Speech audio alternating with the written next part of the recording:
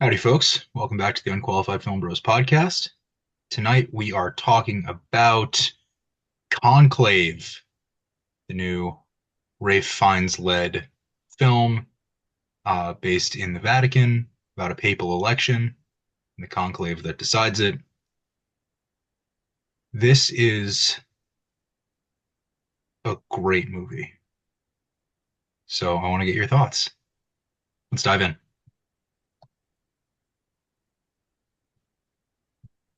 Don't everybody Uh, speak at once. yeah. Well, yeah, there's a lot going on in the film, so try trying to hone in on, one thing to start with. Well, I guess the whole setup is interesting.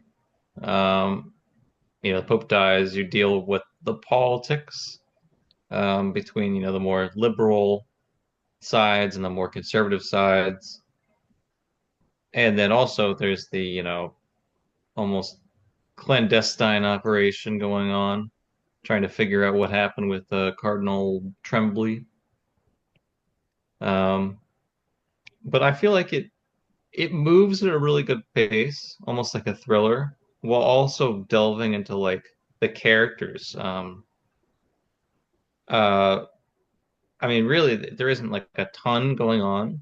It's more just the weight of every character's action, their past, their future, and I think the actors do a great job really displaying that. Over what the 4 or 5 days that it takes place in. Um, we get Stanley Tucci's crisis of faith. I mean, everyone's having a crisis of faith in some way, and I think it's pretty interesting. Everyone except for Benitez. Benitez is he's just there for the ride. Mr. Innocent himself. Yeah, I mean, performances are great. You get Ray Fiennes. It like just so fascinating the language used to describe his role within the church. Both by the former pope who is dead and even himself, and sort of watching him transform and move through both being a manager of the sheep or the farm or whatever, and then, kind of shepherding as well. Like, so good. Yeah, and it's sort of like his operations as a manager that really end up, managing is much more than just making sure everything goes all right. He realizes that he has the ability to do whatever. So when he discovers something, he disregards Aldo's, request not to do anything and just elect Father Tremblay or Cardinal Tremblay. God, so many Catholic names and Archbishop, Arch whatever. Good Lord. It And then was they're speaking like a million different languages, not so much Latin to the chagrin of Tedesco.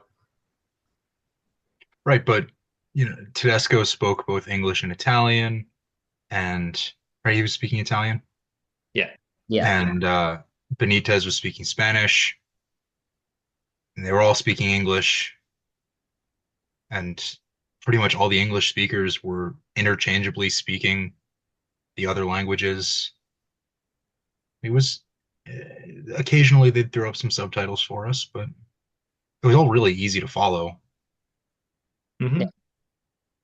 Hmm. Yeah, Ben, I want to go back to something you said right at the beginning of your opening remarks about how you could really sense the politics in the wake of the Pope's death.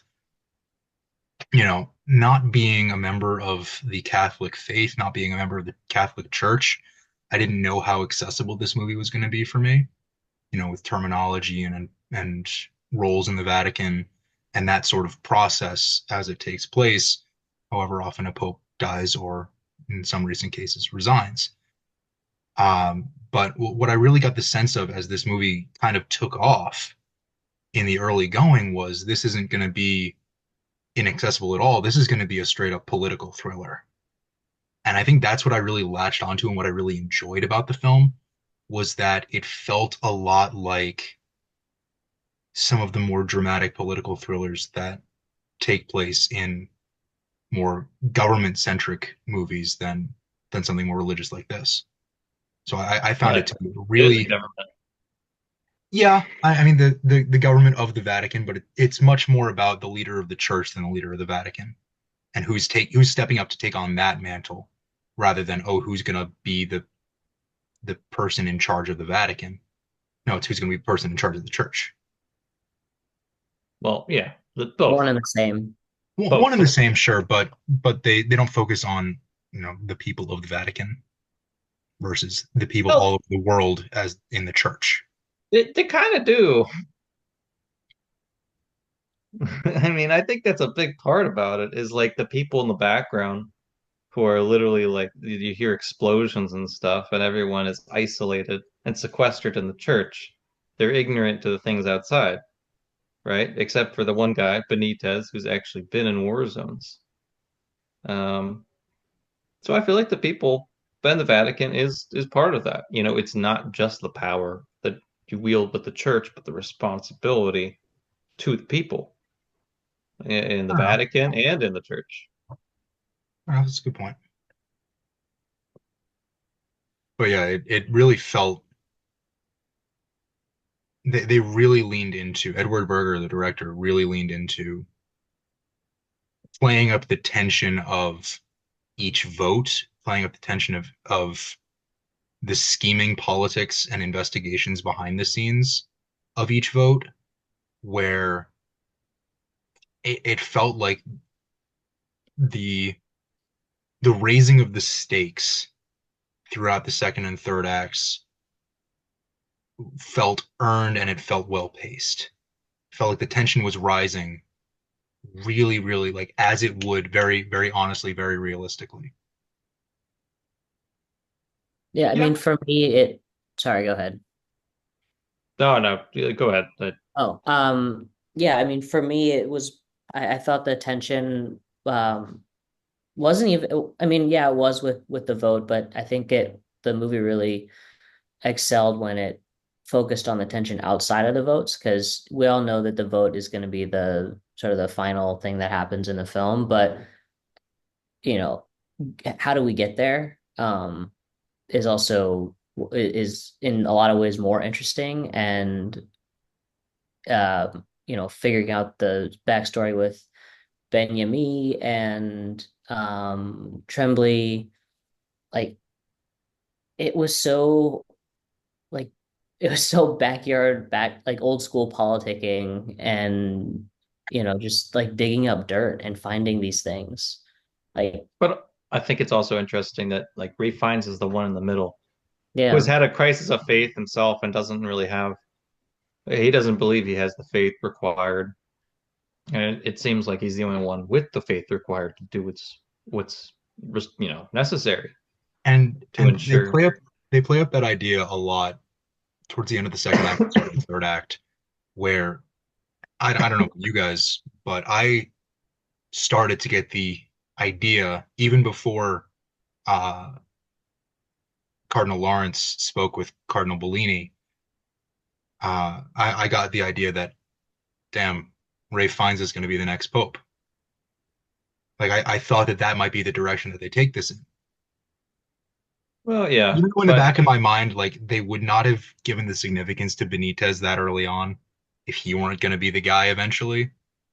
So I don't know. I mean, yeah, I went back and forth for a lot of the second and third. like there's a lot of suspense and stuff, but I mean, I feel like this film is a lot deeper than that. I mean, suspense is fine, but like the characters themselves represent a lot. Like Benitez is the guy coming in and doesn't want anything. Like, what's where he finds, he's like hesitant to take the papacy because he doesn't believe he has the faith required. And then you got Bellini who's like, I don't want, the papacy, but all of them you sort of get, you start to see that they actually do have a little bit of, ambition for it. Well, yeah, Even sometimes when Ray finds is, looking up people and like checking in on things to get people. essentially out of the race, there's the question whether he does it because it's the right thing to do or whether it's his own ambition, trying to help Bellini or trying to help himself. And then you have Benitez, who essentially just speaks his mind, and no matter what, is like, Ray Fiennes, you have my vote. But Yeah. he is a man of absolute faith. I think what was so great about our six primary contenders was not only just like the even split of three who want it, Adeyemi, Tedesco, and Tremblay, and then the three who don't necessarily want it, which would be Benitez, uh, Stanley Tucci's character, Bellini, Bellini.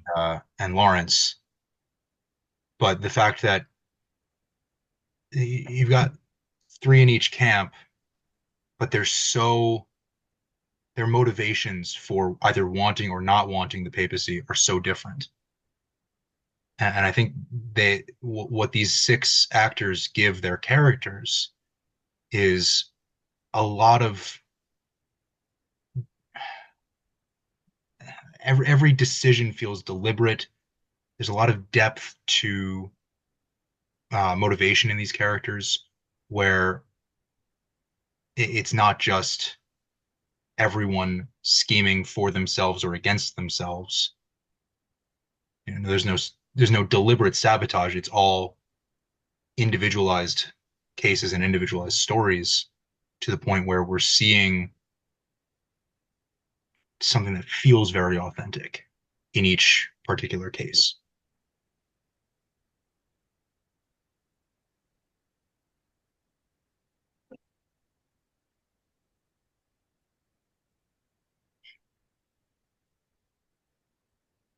Um, Good thoughts, George. I mean, I don't know what to add to Yeah, that. no, I all right. Something that this movie has been getting a lot of praise for is some of the more technical elements, the cinematography, the way it's shot, the sound design, sound mixing, musical score. What do you guys think that those technical qualities add to a film that is so performance driven?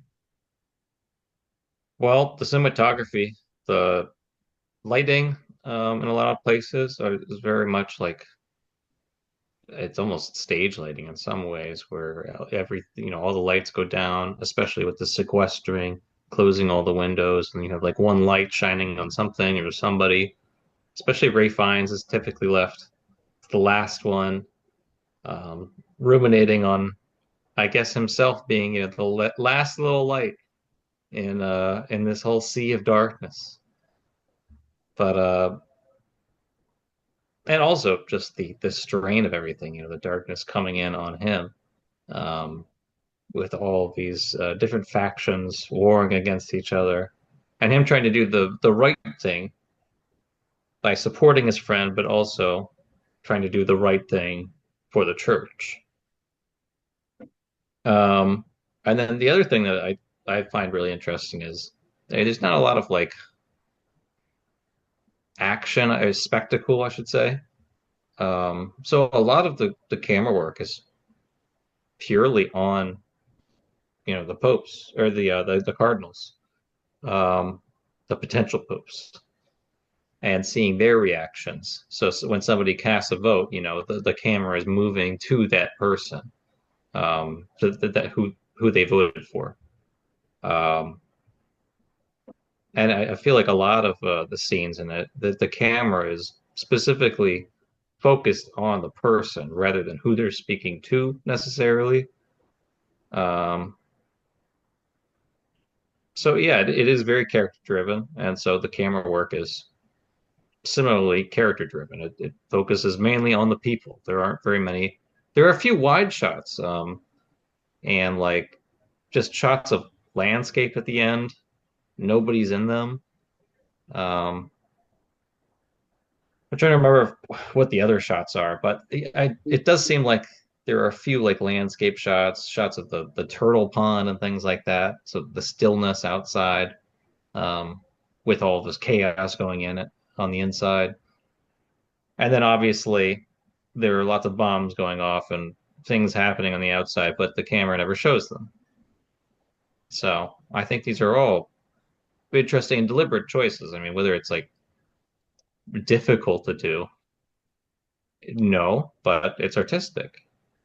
Yeah, That's there's I think technical. nothing. another one is just when the Cardinals are coming in for the first time from all over the world, and it's raining, and they have the dark black umbrellas that obscure their faces and most of their bodies. I mean, like you said, Yeah. there's this war descending on the church, And then also really the seat of the church. it's nicely paralleled at the end, when Hmm. everybody is walking out with the white umbrellas. Yeah. So there's a lot of clever like symbolism. I mean, I've only seen this movie once, so I got to watch it again to remember some of this stuff. Hmm. But oh yeah, the cigarettes too. I thought that was hilarious. The Cigarettes, the Just pile. cell phone.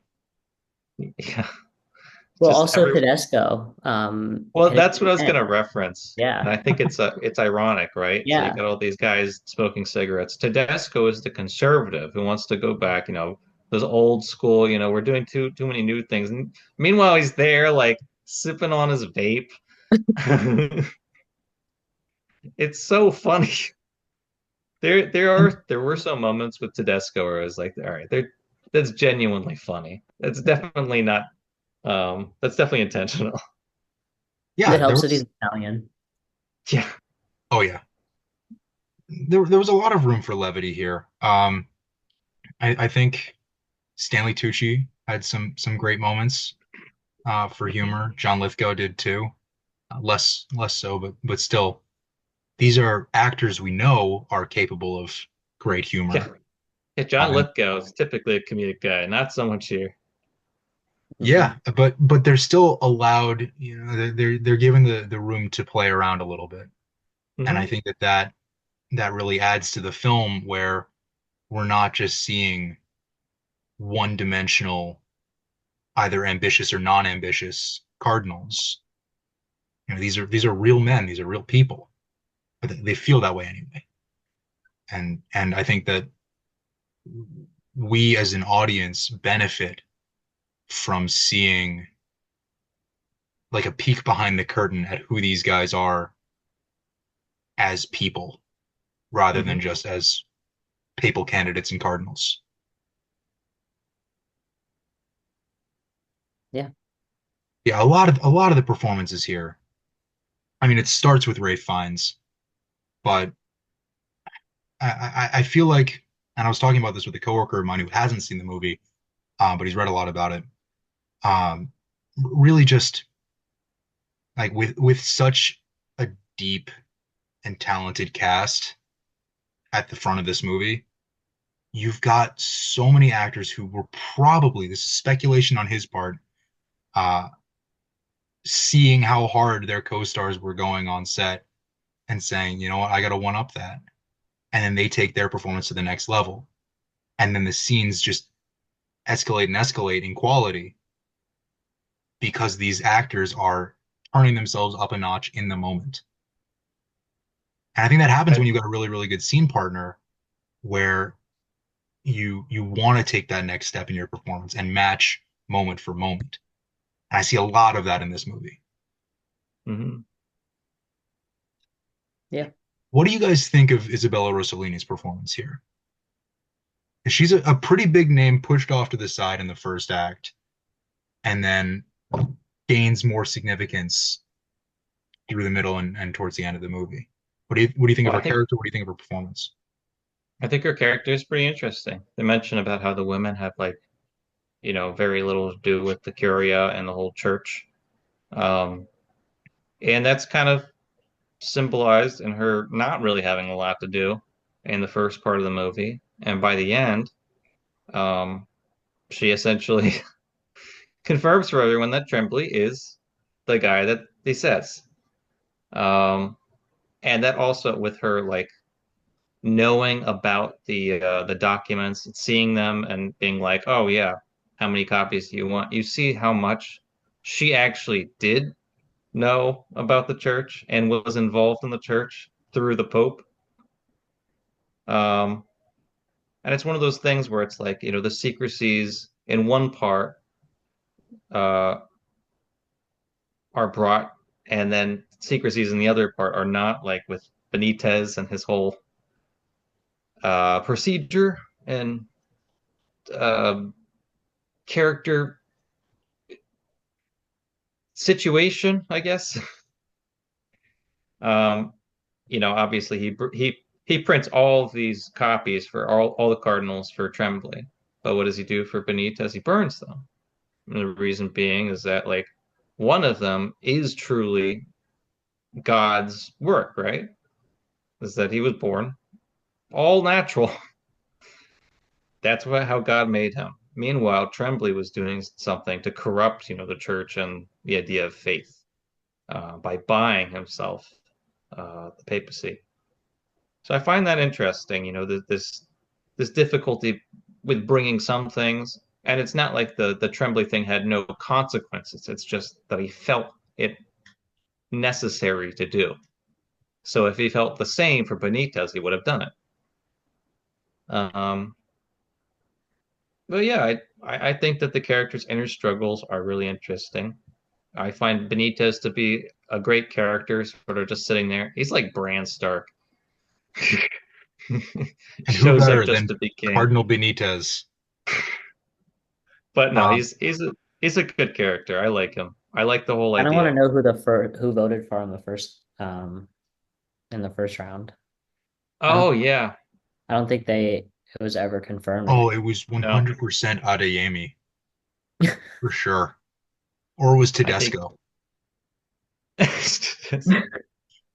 No, I think with a character like Benitez, it, it, from the outset, he's kind of got that like that mark on him. Like this character is going to mean something later in the movie, just from the way that he's well, introduced. the Pope even says that. He says like he will know why he's here later. Yeah. That was his comment, right? Um, Hmm. Also, this is looking at the actor's name. I hope I'm pronouncing this right. Carlos Diaz. It's his first performance. This is his first film role, and yeah, he this is it. absolutely frickin' frackin' nails it. Yeah, he's great. I mean, he goes step for step, moment for moment with Rafe Fiennes in their first few interactions, and then that scene in, I guess it's like a I don't know, it felt like a theater space when they're all gathered in there after the last explosion, where they're in these rows of seats, and again, the way it's lit in that room, he's almost got this holy spotlight on him when he speaks from the heart and explains his experiences with war and calling out the flaws of this process and giving that impassioned monologue.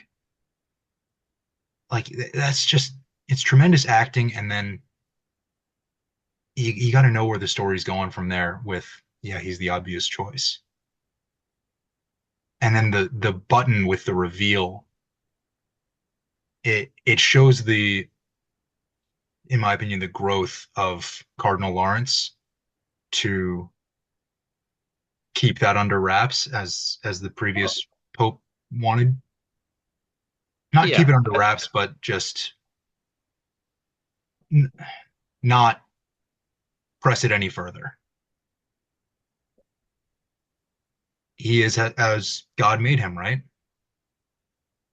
So I think we've said before that Ray finds his character here is in a crisis of faith for much of the movie, and he wrestles with that in each investigation that he does, breaking into the late Pope's room to find the documents, telling Bellini about uh, about Adeyemi first, and then about um, Tremblay. Tremblay. I think the character arc that we see for Cardinal Lawrence is remarkable, and Ray Fiennes delivers one of his best performances. Yeah, well, I mean, the interesting thing about his arc is he doesn't change very much. Like he's had a crisis of faith, but in reality, he had the same thing that the Pope did, which is a lack of faith in the church. But you see all those actions in the film to continue to hold the conclave and make sure everything is running smoothly and make sure that it is an honest election. And then also struggling with what to do, whether to, search for things. But really, it is his faith the entire time that keeps him searching for some of this stuff and ends up, releasing all of it at the end. Yeah, I guess you bring up an important distinction, Ben, faith in God versus faith in the church. And the faith in the church is what's called into question the entire movie, but his faith in God never wavers. Mm-hmm. So I think that is a very important distinction.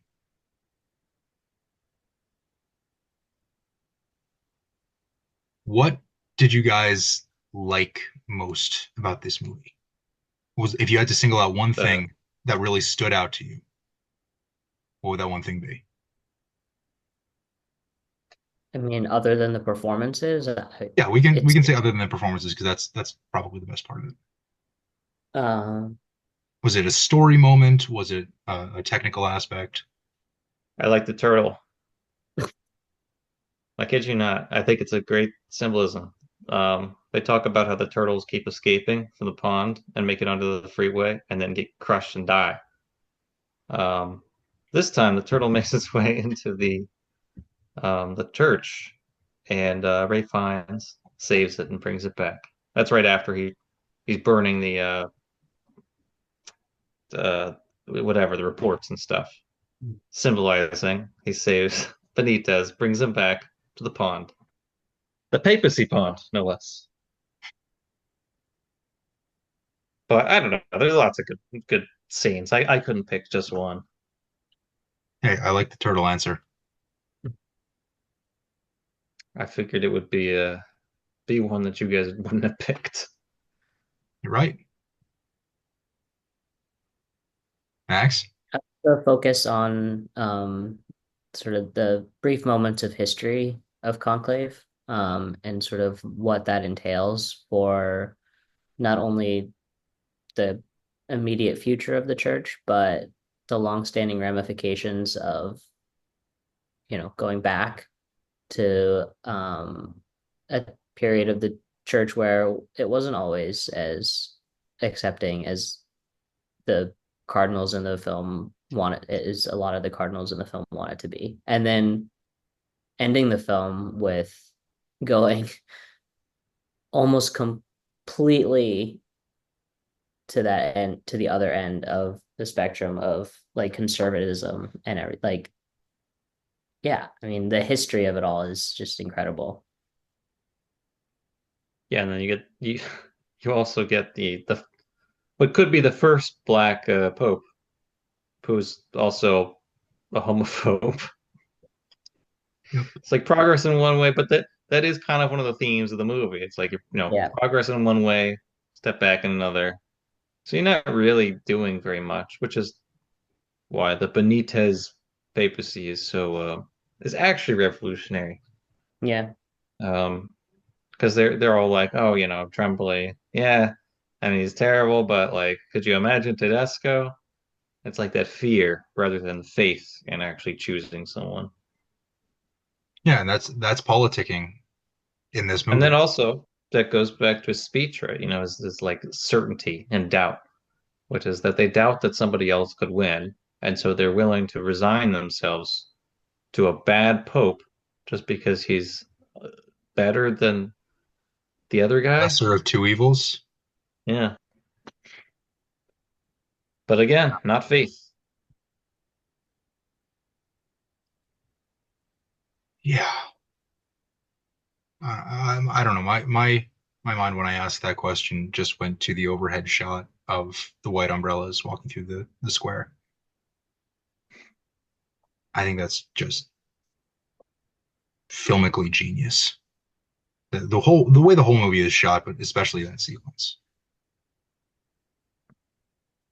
So last question before we wrap up.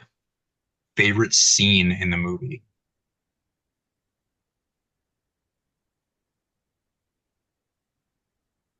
No? You guys Good don't have night. one? I mean, I feel like the last two they're pretty similar. They're pretty I similar. feel like I don't Yeah. know. I was just going to talk about that first scene between Benitez and Lawrence, where he says, "You have my vote regardless of whether you want it or not." I thought that we saw raw emotion from Ray Fiennes there that we don't really get anywhere else in the movie. I think it's all over the movie. He's borderline tearing up. I mean, the one time where he's like sobbing in his bedroom, It's true. or sorry, when he's looking at the glasses of the Pope in the Pope's bedroom, and then he's gonna get it together. But yeah, he's I don't know. like trying to I he's could say the breaking opening down. scene too. The opening scene felt, and you talked about how it was like almost like stage lit. Yeah, I and also feel everyone like is like trembling, and you got the that guy like removing the ring, like shaking as he's doing it. is it terrible that I want to see this on a stage?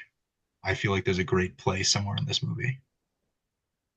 I mean, you could do it as a play, I'm sure. There aren't that many stage, or there aren't that many scene locations, so Yeah. stage would be fine.